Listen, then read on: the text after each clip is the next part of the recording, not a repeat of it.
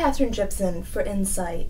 Today, I'm joined by Louie Palu, a photographer who is here to talk about his years covering the war in Afghanistan in Kandahar province. Louie, thank you very much for joining me today. Thanks for having me. Can you tell me a little bit about yourself and why Afghanistan? Why Kandahar? What happened in around 2005 is Canada announced, through 2006 that they're going to be assuming a combat role in Kandahar. They did not go to Iraq with the U.S., and they had already been part of the mission in Afghanistan post 9/11 up until that point. And Canada had not been at war since the 50s, in a combat role. So it was like a sort of a crazy moment where I thought, this is incredible history. I grew up thinking, after Vietnam, that there wouldn't be any sort of big, large-scale wars anymore. These just smaller conflicts. And I really wanted to know what my country was going to do over there, so I went over. And the mission for Canada was Kandahar specifically. And so you land in Kandahar, you're in Afghanistan for the first time. What are you thinking? I got to Kandahar and it was like, whoa. It looked like it needed a lot more help. I could definitely tell that the fighting in Kandahar was very, very intense at one time, and that it was a far more conservative place, and that there was a different atmosphere there. The people were very, very different in their customs and just sort of how they carried themselves around the city. And I think that being the birthplace of the Taliban definitely had something to do with that. And they seemed to be a much more conservative version of the Pashtuns I'd met in the north. Can you talk a little bit about what it's like to be there during the fighting season? Kandahar, the fighting season was very intense there. I think that the insurgency returned at its fiercest in 2006 in Kandahar and in the south first, in Helmand and surrounding provinces. You wake up every day and you just have to place in your mind what could happen. Prepare yourself for anything, whether it's you or someone you're with, either soldiers or civilians, that you could be blown up, you could have your legs blown off by a landmine.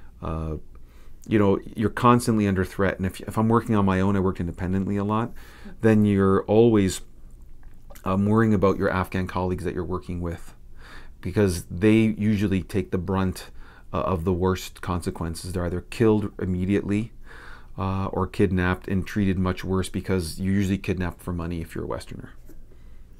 You have some really beautiful photographs of Afghans, and I think they struck me because they humanize Afghans in a way that I don't see a lot in Western media. How do you, when you see depictions of Afghans in newspapers, TV here, what do you think?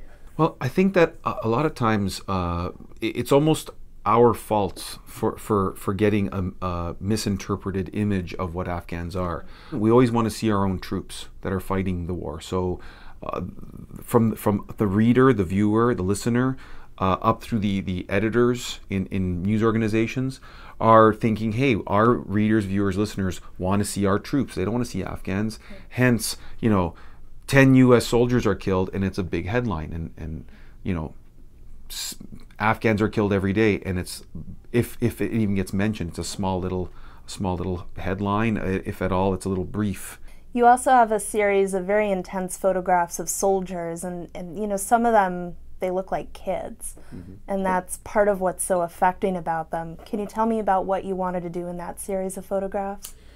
There's all these stories of like the graveyard of empires, and I thought, who are these people who are that end up in the graveyard of empires? What happens to them? What do they look like? And basically, I went with this unit of Marines that were going to I remember it was the worst place in all of Helmand. I remember the public affairs officer said, so, where do you want to go? I said, hey, send me to your worst spot. So they sent me to a small combat outpost, and I spent about a month with them, and I photographed them every day after fighting and patrols. And it was at the end of their tour of almost 7 months. So the faces said it all. The average age was like 21, 22. What do you want people to do or say or talk about after they've looked at your photographs? Well, my whole goal with my work is to create dialogue, to inspire dialogue. It's to have people talk. People doesn't have to agree with the way I've covered the war, or don't have to agree with the kind of photos I've taken, or like them, actually. Actually, disliking them is actually almost a compliment sometimes, because I want people to be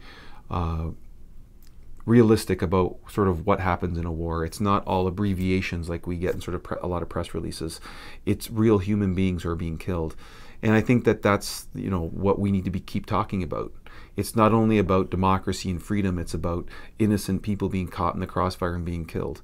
And what the cost of war really is beyond just the money. It's the human cost.